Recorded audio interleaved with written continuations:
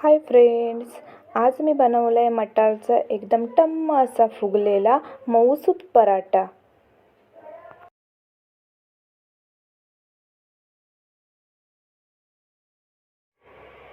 त्यासाठी इथे मी घेतलंय गव्हाचं पीठ,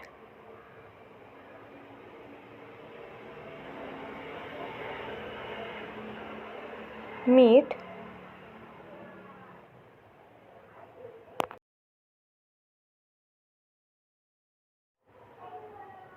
आता मी यामध्ये थोडं थोडं पाणी घालून चपातीचं पीठ मळतो तसं मळून घेणार आहे।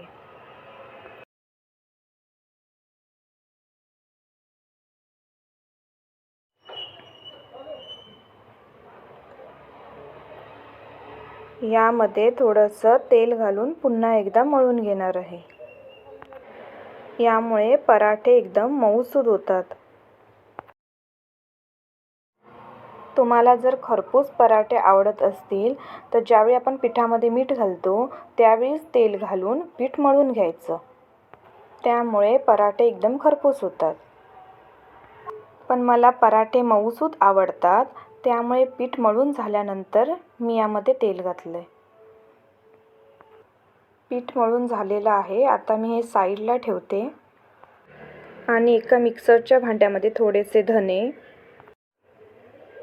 थोडंसं जिरं, बडीशोप,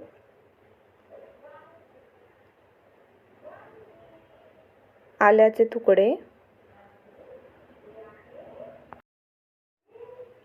6-7 लसूण पाकळ्या, 2 हिरव्या मिरच्या आणि मटार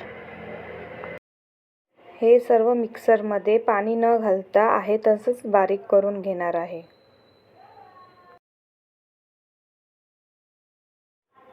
इथे मी तेल घेतलंय आणि त्यामध्ये आता घालते बारीक चिरलेला कांदा,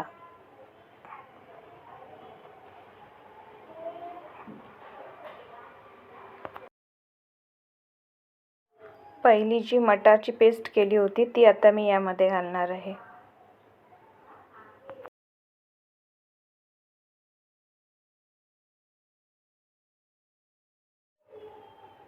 हे सर्व व्यवस्थित परतून घेतलंय। आता यामध्ये घालते एकदम थोडा लाल तिखट आणि थोडीशी हळद।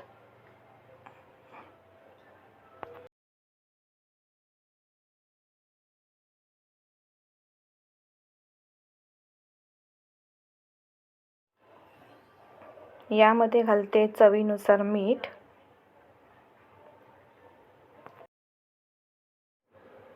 आता हे मी बारीक गॅसवरती 5 मिनिटं परतून घेणार आहे।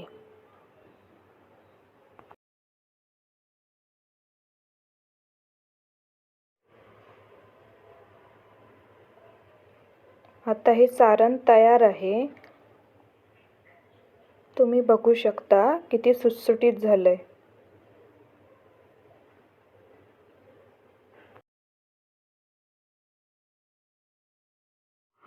यामध्ये घातलंय मी हे चीज ऑप्शनल आहे, पाहिजे असेल तर घालू शकता, नाही घातलं तरी चालेल। आता हे व्यवस्थित एकत्र करून घेते।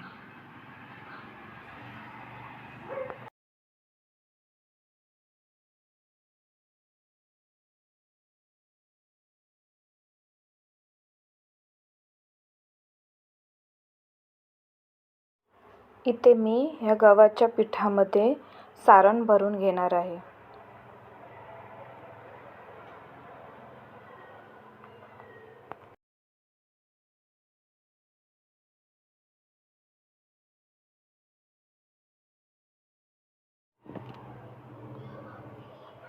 सारण भरून झाल्यानंतर हे राहिलेलं पीठ आता मी काढून घेते।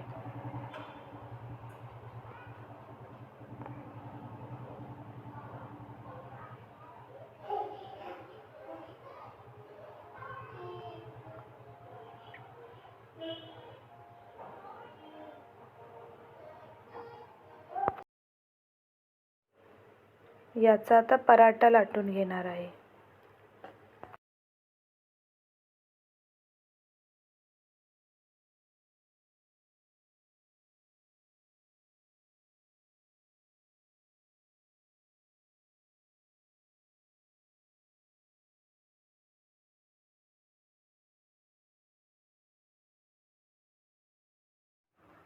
पराठा असं सर्व बाजूंनी व्यवस्थित लाटून झालेला आहे.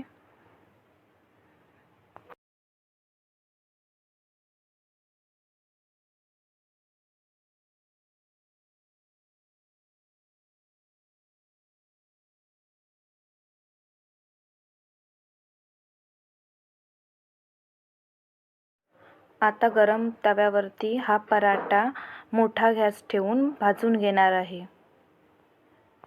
मोठा गॅस ठेवून भाजल्याने पराठा मस्त असा टम्म फुगतो. पराठा दुसऱ्या साईडने परतून घेते.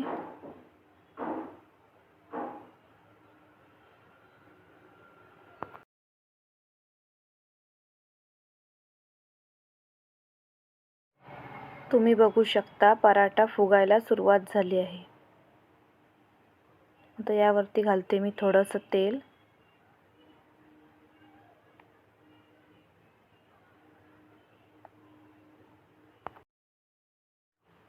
असा हा आपला टम्म फुगलेला पराठा तयार आहे. हा चवीला पण खूप छान लागतो. तुम्ही पण घरी नक्की करून बघा. यावरती मी बटर लावून घेते. हे ऑप्शनल आहे, तुम्हाला पाहिजे असेल तर लावा, नाही लावलं तरी चालू शकतं. तुम्हाला जर हा आजचा व्हिडिओ आवडला असेल तर चॅनलला नक्की लाईक, सबस्क्राईब, कमेंट करा. थँक्यू.